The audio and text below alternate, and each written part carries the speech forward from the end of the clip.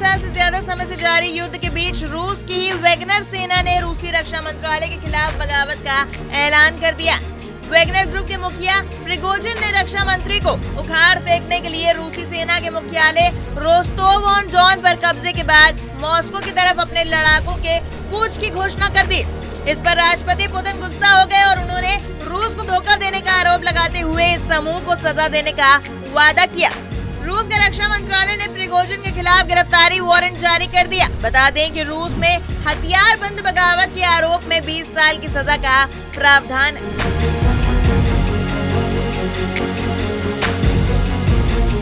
रूस से टकराव के महज 36 घंटे के भीतर प्राइवेट आर्मी चलाने वाले प्रिगोजिन ने एक समझौते के तौर पर सहमति जता दी। समझौते के तहत प्रिगोजिन रूस छोड़कर बेलारूस चले जाएंगे। सहमति के बाद क्रेमलिन ने कहा कि अब प्रिगोजिन पर कोई मुकदमा नहीं चलाया जाएगा। इतना ही नहीं, उनके भाड़े के सैनिकों पर भी कोई केस नहीं किया जाएगा। साथ ही कहा कि अगर कुछ लोग नियमित रूसी सशस्त्र बलों में शामिल होना चाहते हैं तो अनुबंध पर हस्ताक्षर कर सकते हैं। अब आखिर ये वैगनर ग्रुप क्या है जिसे रक्षा मंत्री को उखाड़ फेंकने की धमकी देने के बाद रूस की सरकार ने समझौता कर लिया?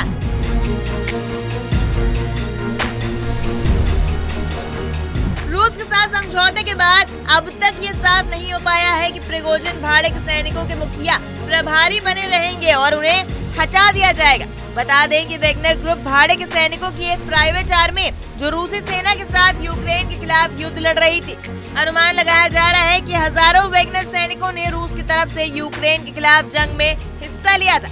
वैगनर ग्रुप खुद को निजी सैन्य कंपनी बताता। वहीं रूस की सरकार हाल में कुछ ऐसे कदम उठा रही थी जिससे इस पर अंकुश रखा जा सके। ग्रुप की पहचान पहली बार 2014 में हुई थी।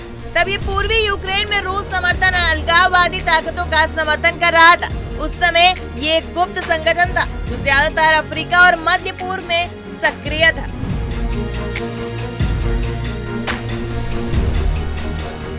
वैगनर ग्रुप में अनुमान के मुताबिक करीब 5000 भाड़े के सैनिक हैं। इनमें ज्यादातर रूस की विशिष्ट रेजिमेंट और विशेष बलों से आए। इनकी तादाद लगातार बढ़ती जा रही। ब्रिटेन के रक्षा मंत्रालय ने जनवरी में कहा था कि वैगनर ग्रुप अब यूक्रेन में 50,000 सैनिकों की कमान संभाल रहा है। ब्रिटेन ने बताया था कि रूस को सेना के लिए लोग ढूंढने में परेशानी होने के कारण वैगनर ग्रुप ने 2022 में बड़ी संख्या में भर्ती शुरू की थी। अमेरिकी राष्ट्रीय सुरक्षा परिषद ने 2023 की शुरुआत में कहा था कि यूक्रेन में वैगनर के लगभग 80% सैनिकों को जेल से हटा लिया गया। रूस में भाड़े की सेना अवैध होने के कारण वैगनर ग्रुप ने 2022 में खुद को एक कंपनी के रूप में रजिस्टर किया था।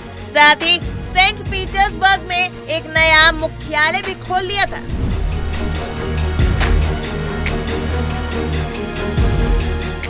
Royal United services institute think tank के डॉक्टर सैमुअल रमानी कहते हैं कि वैगनर ग्रुप रूस के शहरों में होर्डिंग पर भर्ती के खुलेआम विज्ञापन दे रहा।